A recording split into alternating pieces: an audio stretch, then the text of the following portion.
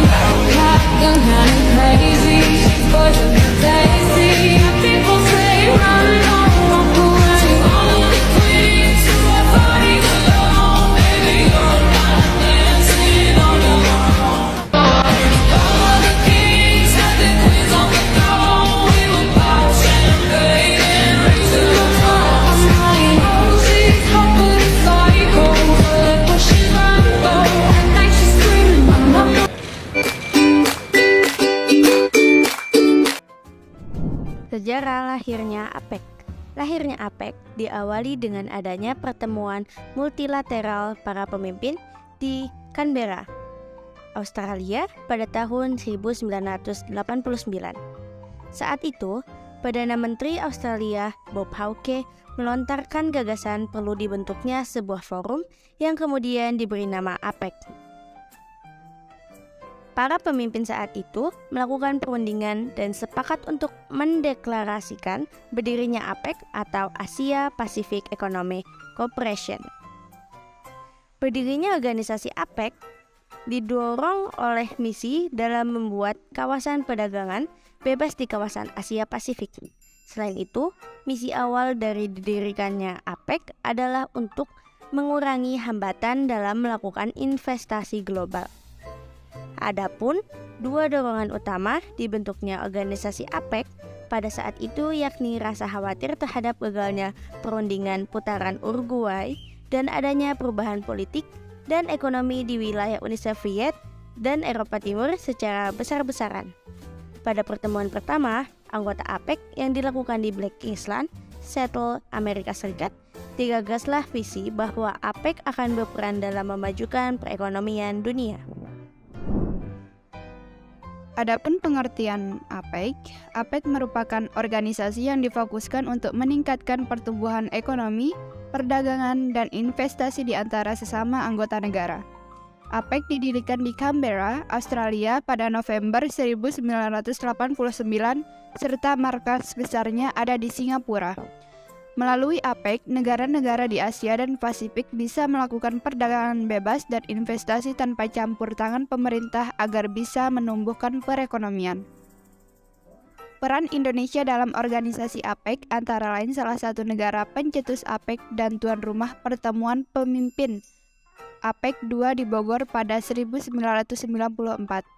Pada pertemuan APEC II di Bogor menghasilkan Deklarasi Bogor yang berisikan penetapan kawasan perdagangan dan investasi bebas dan terbuka yang berlaku paling lambat pada tahun 2020. Selain menjadi tuan rumah APEC II di Bogor pada 1994, Indonesia juga menjadi tuan rumah APEC pada 2013 di Bali. Jadi, sesuai pembahasan kita sebelumnya bahwa selain menjadi tuan rumah APEC II di Bogor pada 1994, Indonesia juga menjadi tuan rumah APEC pada 2013 di Bali. Pada KTT APEC yang berlangsung di Indonesia pada 2013 menghasilkan beberapa kesepakatan. Adapun beberapa kesepakatan yang dicapai pada KTT APEC 2013 yaitu yang pertama memperkuat agenda Bogor Goals.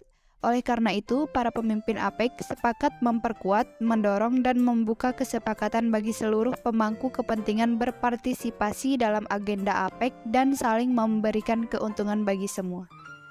Yang kedua, meningkatkan intra-APEC untuk infrastruktur, membangun kapasitas, dan memfungsikan perdagangan multilateral.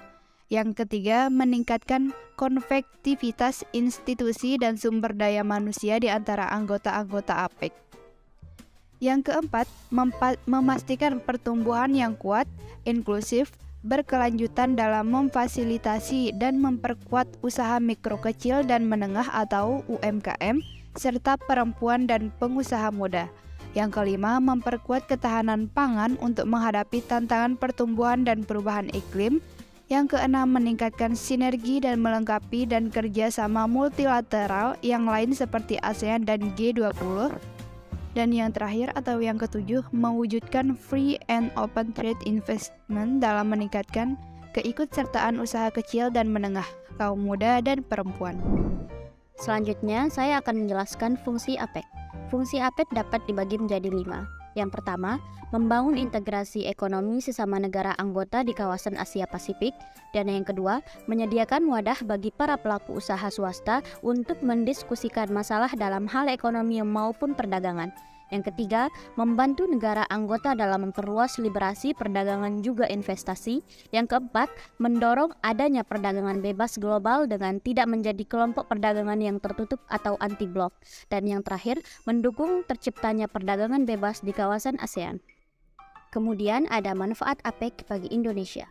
Yang pertama, membangun kepercayaan untuk melakukan kerjasama ekonomi yang menguntungkan semua pihak. Yang kedua, meningkatkan daya saing perdagangan Indonesia. Yang ketiga, meningkatkan peluang kegiatan ekspor Indonesia ke berbagai macam negara-negara yang ada di Asia dan Pasifik. Dan yang terakhir, sebagai wadah investasi yang memajukan perekonomian nasional. Adapun tujuan APEC.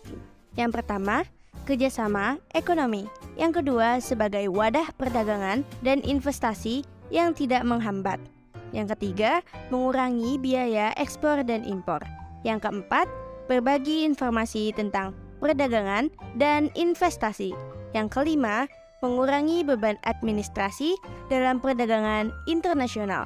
Yang keenam, meningkatkan kualitas sumber daya manusia. Adapun manfaat APEC bagi Indonesia. Yang pertama, membangun kepercayaan untuk melakukan kerjasama ekonomi yang menguntungkan semua pihak. Yang kedua, meningkatkan daya saing perdagangan di negeri Indonesia. Yang ketiga, meningkatkan peluang kegiatan ekspor di Indonesia ke berbagai macam negara yang ada di Asia dan di Pasifik. Dan yang terakhir, sebagai wadah investasi yang memajukan perekonomian nasional. Berikut negara-negara yang tergabung menjadi anggota APEC: Australia, Brunei Darussalam, Kanada, Chili, Cina, Hong Kong, Indonesia, Jepang, Korea Selatan, Malaysia, Meksiko, Selandia Baru, Filipina, Peru, Papua Nugini, Rusia, Singapura, Taiwan, Thailand, Amerika, dan Vietnam. Sebenarnya apa sih Bogor Goals itu? Bogor Goals merupakan deklarasi yang dihasilkan dalam KTT APEC pada tahun 1994 yang bertempat di Bogor. Salah satu hasilnya adalah perdagangan bebas untuk negara maju yang direalisasikan pada tahun 2010 dan untuk negara berkembang pada tahun 2020.